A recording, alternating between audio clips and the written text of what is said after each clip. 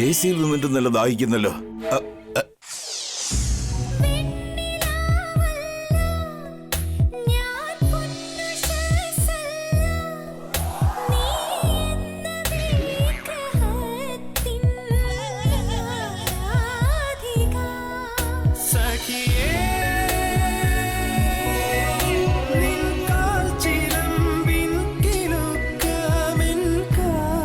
നിങ്ങൾ ഇതുവരെ പോയില്ലായിരുന്നോ?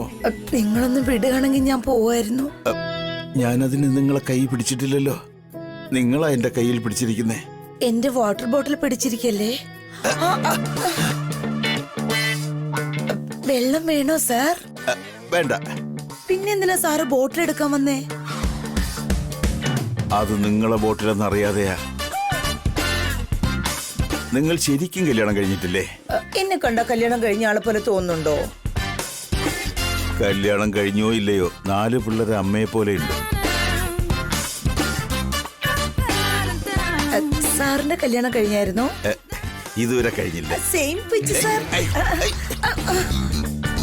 പറഞ്ഞിട്ടില്ലേ കുറച്ച് അകലം പാലിക്കണമെന്ന്? പോവാൻ നോക്ക്. Sorry sir. See you tomorrow sir. പോ. സാർ, എന്താ? സാറിന്റെ ആരോഗ്യം സൂക്ഷിക്കണേ സാർ. സാറ് സന്തോഷായിരിക്കണം. Bye sir.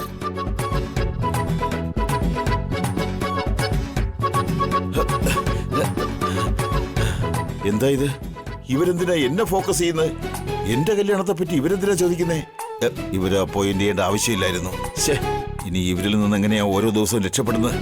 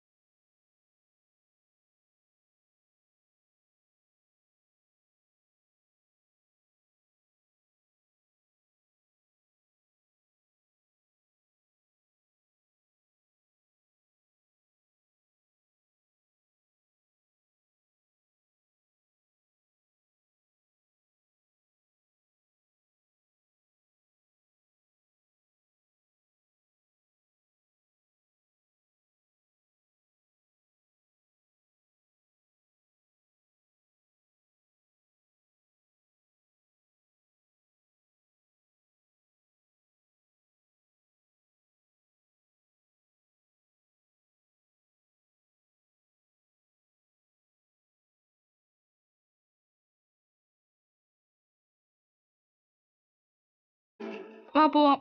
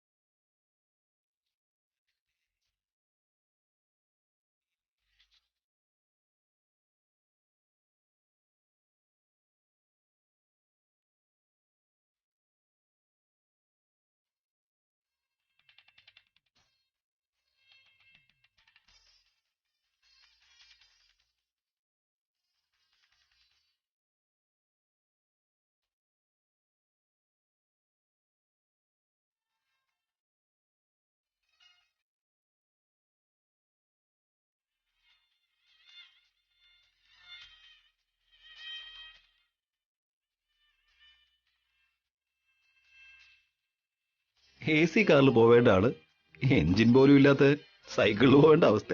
ഏട്ടൻ എന്റെ വെയിറ്റ് താങ്ങാൻ പറ്റുന്നില്ലെങ്കിൽ പറയും, ഞാൻ ഇപ്പൊ തന്നെ ഇറങ്ങാം. അതിന്റെ ഒന്നും ആവശ്യമില്ല. തനിക്ക് അത്രയ്ക്ക് വെയിറ്റ് ഒന്നുമില്ല.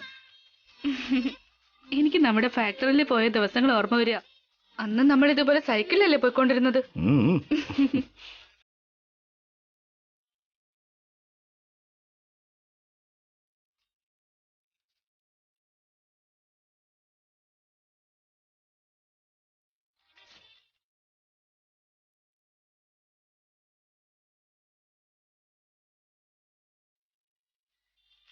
നിർത്തിക്ക് നിർത്തിക്ക് നിർത്ത്.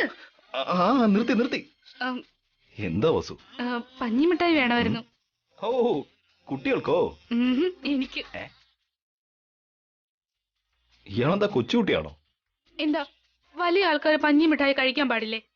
ഉം.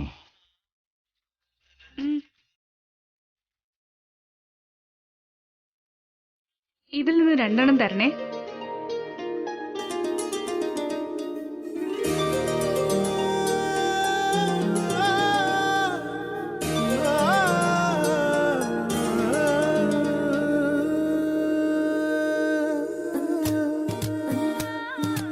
ഞാൻ ഇത്ര വലുതായിട്ടും കുട്ടികളി വിട്ടിട്ടില്ല കേട്ടോ. ചെറിയ പ്രായത്തില് എനിക്ക് പഞ്ഞിമിഠായി എന്ന് വെച്ചാൽ ഭയങ്കര ഇഷ്ടം. ആഹാ. എന്നും തിന്നുമായിരുന്നു. ഓ, കഴിച്ചോ? വേണ്ട വേണ്ട, താൻ കഴിച്ചോ. കാറ്റിലൂടെ നിലാവിന്നേട്ടിലൂടെ അലിങ്ങിടാൻ വരൂ, പുണരാൻ വരൂ മലർവാസമേ നീ. താരജാലം മിനുങ്ങും പാതിരാവിൽ പനിനീരിതൾ വിതറിയിടുകി പുതുമന്നിലാകെ. ഇതളിൽ മയങ്ങിയ ഒരു നാളുണർന്നുവോ, അരികിൽ വിലോലമായി ശലഭം വിരുന്നു വരുന്നുവോ, കിളികൾ പറന്നതോ പ്രണയം. അബിയും വസു ഇതുവരെ എത്തിയില്ലല്ലോ. അഖിലും കാർത്തികയും ഏട്ടനും ഇതുവരെ എത്തിയില്ല. ഓഫീസിൽ ജോലി കൂടുതലാണോ എന്തോ.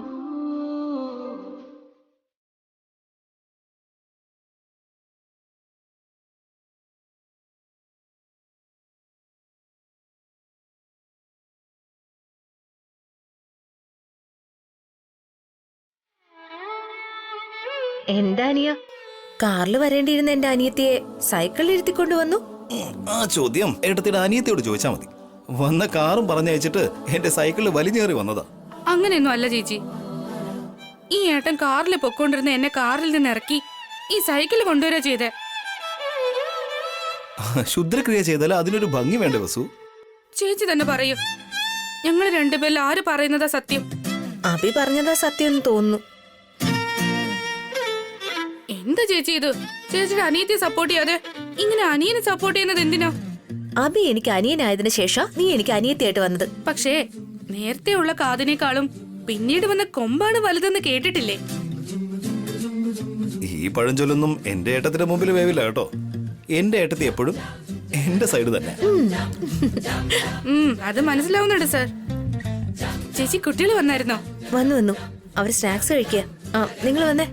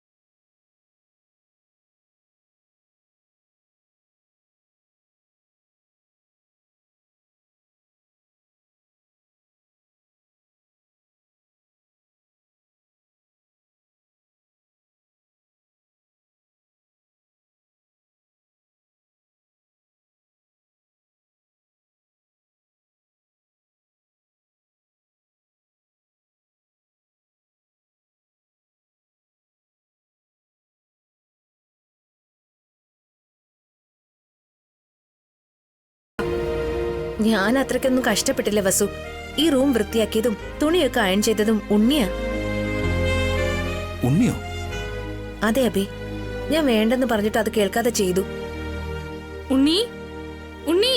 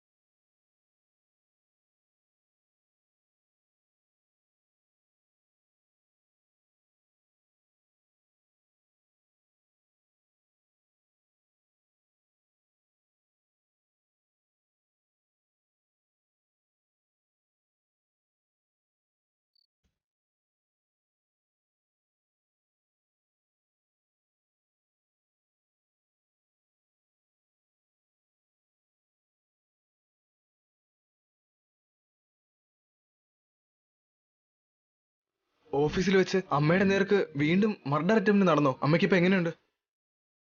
അമ്മയ്ക്കൊന്നും സംഭവിച്ചില്ലല്ലോ, ഇപ്പൊ എല്ലാം ഓക്കെ അല്ലേ?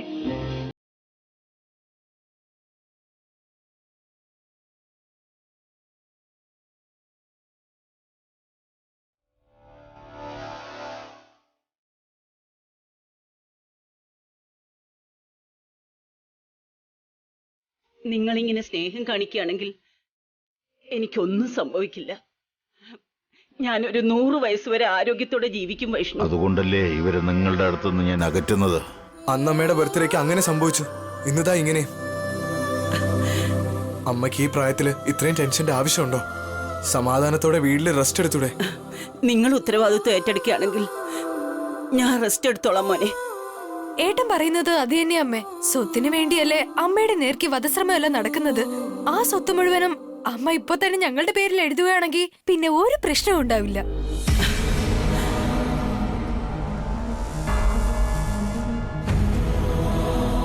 അതെ അമ്മേ, സ്വത്ത് കാരണം ഇത്രയും പ്രശ്നങ്ങളൊക്കെ.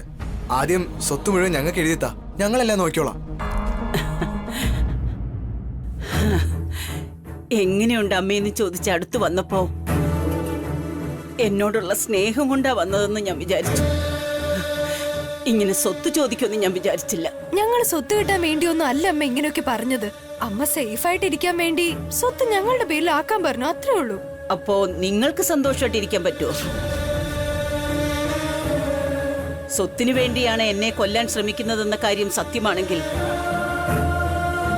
സ്വത്ത് നിങ്ങൾക്ക് തരുന്ന അടുത്ത നിമിഷം നിങ്ങളുടെ മേലും കൊലപാതക ശ്രമം വരാമല്ലോ. തീർച്ചയായും നടക്കും. അതിലൊരല്പം പോലും സംശയം വേണ്ട ചേച്ചി. എന്റെ ശരിക്കുള്ള സ്വത്ത് നിങ്ങൾ രണ്ടുമാ. എനിക്ക് എന്തു വന്നാലും കുഴപ്പമില്ല. നിങ്ങൾക്കെന്തെങ്കിലും പറ്റിയാൽ ഞാനത് സഹിക്കില്ല മോനെ. അപ്പൊ സ്വത്തൊന്നും ഞങ്ങൾക്ക് തരില്ല, അങ്ങനെയല്ലേ അമ്മേ? എന്റെ കാലശേഷം ഈ സ്വത്തുക്കൾ മുഴുവൻ നിങ്ങൾക്കുള്ളതല്ലേ? സ്വത്ത് മുഴുവൻ അവർക്കങ്ങ് കൊടുത്താൽ ഞാൻ അവരുടെ മുമ്പിൽ ഭിക്ഷ എടുക്കണമെന്നാണ് പറയുന്നത്. ഇങ്ങനെ വളച്ചൊടിച്ച് പറയുന്ന എന്തിനാ അമ്മേ? സ്വത്ത് ഞങ്ങൾക്ക് തരില്ലെന്ന് നേരിട്ട് അങ്ങ് പറഞ്ഞാ പോരെ? സ്വത്ത് കാരണമാണ് എനിക്ക് ആപത്തെന്ന് പറയുന്നു. സ്വത്ത് തന്ന് നിങ്ങളെ ആപത്തിലേക്ക് ഞാൻ തള്ളിവിടില്ല. അങ്ങനെ പറയല്ലേ ചേച്ചി. ആനന്ദിനെയും വൈഷ്ണവിയെയും എന്റെ കണ്ണിലെ കൃഷ്ണമണി പോലെ ഞാൻ നോക്കിക്കൊള്ളാം. അവർക്ക് ഒരു ആപത്തും വരാതെ ഞാൻ സംരക്ഷിക്കാം. നിന്നെ കൊണ്ട് എന്നെ രക്ഷിക്കാൻ പറ്റുന്നില്ല, പിന്നെയാണോ നീ ഇവരെ രക്ഷിക്കാൻ പോകുന്നത് ചന്ദ്ര? എന്താ ചേച്ചി ഇങ്ങനെ? ഇത്രയും നാൾ ഞാൻ പിന്നെ എന്താ ചെയ്തത്? ഈ വീടിനെയും ചേച്ചിയെയും ചേച്ചിയുടെ മക്കളെയും പിന്നെ ഓഫീസ് കാര്യങ്ങളും ഞാനല്ലേ നോക്കിയത്. എന്നെ കൊല്ലാൻ 2 പ്രാവശ്യം ശ്രമിച്ചില്ലേ? അത് ചെയ്തത് ആരാണെന്ന് നിനക്ക് ഇതുവരെ കണ്ടുപിടിക്കാൻ പറ്റിയില്ലല്ലോ. ഇനി അങ്ങോട്ട് എനിക്ക് എത്ര ആപത്തുകൾ വരുമോ എന്തോ. ഞാനത് അന്വേഷിച്ചുകൊണ്ടിരിക്കുക ചേച്ചി. ദിവസവും പോലീസിനോട് സംസാരിക്കുന്നുണ്ട്. പക്ഷെ ഒരു പ്രയോജനവും ഇല്ലല്ലോ. കൊലപാതക ശ്രമം നിർത്തുന്നുമില്ല. ഇതെല്ലാം വെച്ച് നോക്കുമ്പോ എന്നെ അറിയാവുന്ന ആരോ ആണ് ഇതിന്റെ പിന്നിൽ പ്രവർത്തിക്കുന്നതെന്ന് എനിക്ക് തോന്നുന്നുണ്ട്. കറക്റ്റായിട്ട് ചേച്ചി ഗസ് ചെയ്തല്ലോ. നിങ്ങളെക്കുറിച്ച് എല്ലാം അറിയാവുന്ന ഞാനാ ചേച്ചിയെ കൊല്ലാൻ ശ്രമിക്കുന്നത്. കമ്മീഷണറോട് ഞാൻ തന്നെ ഡയറക്റ്റായിട്ട് സംസാരിച്ചോളാം. ഒരു സ്പെഷ്യൽ ഓഫീസറെ നിയമിച്ച് ഇവിടെ നടന്ന 2 വധശ്രമങ്ങളെക്കുറിച്ച് അന്വേഷിച്ച് ആ കില്ലർ ആരാണെന്ന് കണ്ടുപിടിക്കാൻ ഞാൻ പറയാം. സ്പെഷ്യൽ ഓഫീസർ വന്നാൽ എനിക്കിട്ട് തന്നെ പണി കിട്ടുമല്ലോ. സ്പെഷ്യൽ ഓഫീസർക്ക് എന്തിനാ ചേച്ചി? ഞാൻ അന്വേഷിക്കാം. ആ കൊലയാളി ആരെന്ന് ഞാൻ തന്നെ കണ്ടുപിടിക്കാം. നീ എന്തിനാ ബുദ്ധിമുട്ടുന്നത് ചന്ദ്രശേഖര? ആ കൊലയാളികള് ചിലപ്പോ നിന്നെയും കൊല്ലാൻ ശ്രമിച്ചേക്കും. ഇതെന്നോടുള്ള സ്നേഹം കൊണ്ടാണോ അതോ എന്നെ കൊണ്ടൊന്നും ചെയ്യാൻ കഴിയില്ലെന്നുള്ള ഭാവമാണോ? പോലീസിനോട് പറഞ്ഞാൽ അവരത് കൈകാര്യം ചെയ്തോളൂ. ആ കൊലപാതകയെ കണ്ടു കഴിഞ്ഞാൽ പിന്നെ ഈ പ്രശ്നത്തിനൊരു പരിഹാരമാവും. ദേ നോക്ക്, നിങ്ങൾക്ക് സ്വത്ത് വേണമെങ്കിൽ ആദ്യം നിങ്ങളുടെ ഉത്തരവാദിത്വം ഏറ്റെടുക്കണം. ദിവസവും ഓഫീസിൽ വന്ന് ജോലി പഠിക്കണം. നമ്മുടെ സ്റ്റാഫുകളുടെ കൂടെ ചേർന്ന് ജോലി ചെയ്യണം. നിങ്ങളെക്കുറിച്ച് എനിക്ക് വിശ്വാസം വന്നു കഴിഞ്ഞാൽ ഞാൻ തന്നെ സ്വത്തും ഓഫീസും നിങ്ങളെ ഏൽപ്പിക്കാം. ഞങ്ങളെ അമ്മ വിശ്വസിക്കില്ല, ഒരിക്കലും വിശ്വസിക്കില്ല. എന്തെന്നറിയോ, അമ്മയുടെ കണ്ണില് ഞങ്ങൾ ഒന്നിനും കൊള്ളാത്തവരാ. ഒരു ജോലി ഞങ്ങൾക്ക് ചെയ്യാൻ അറിയില്ല. സ്വത്ത് ഞങ്ങൾക്ക് തന്നാൽ ഞങ്ങളത് നശിപ്പിക്കും. അത് തന്നെയല്ലേ? അങ്ങനെയല്ല ആനന്ദ്. മനസ്സിലായി അമ്മേ. നിങ്ങൾ പുറത്തുനിന്ന് വരുന്ന ആൾക്കാരെ എല്ലാം വിശ്വസിക്കും, സ്വന്തം മക്കളെ മാത്രം വിശ്വസിക്കില്ല. ഇങ്ങനൊരു അടിമ ജീവിതം ഞങ്ങൾക്ക് വേണ്ട അമ്മേ. ഞങ്ങൾ ഇങ്ങനെ തന്നെ ജീവിക്കാം. അമ്മ ഞങ്ങൾക്ക് സ്വത്ത് തന്നാലും ഇല്ലെങ്കിലും ഞങ്ങൾക്ക് ജീവിക്കാനൊക്കെ അറിയാം. മരിക്കുന്നത് വരെ നിങ്ങളുടെ സ്വത്ത് നിങ്ങൾ തന്നെ വെച്ചോ. നിങ്ങൾ പോയ ശേഷം ആ സ്വത്ത് ഞങ്ങൾ എടുത്തോളാം.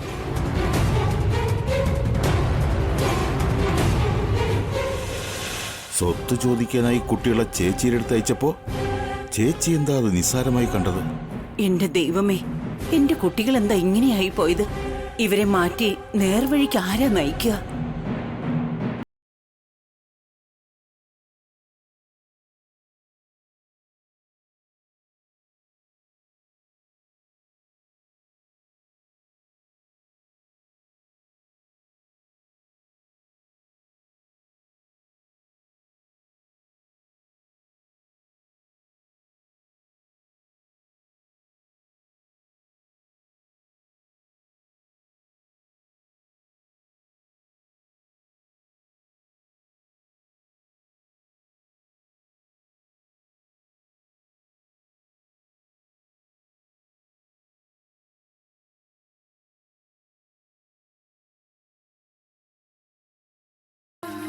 വലിയ ഇവന്റാ, അതുമല്ല എന്റെ ആദ്യത്തെ ഇവന്റാ. അതിന്റെ കുറച്ച് ടെൻഷനുണ്ട്. എന്താ തനിക്ക് ടെൻഷനോ? പ്ലീസ് ഏട്ടന് എന്നെ ഒന്ന് ഹെൽപ്പ് ചെയ്യാമോ? തനിക്ക്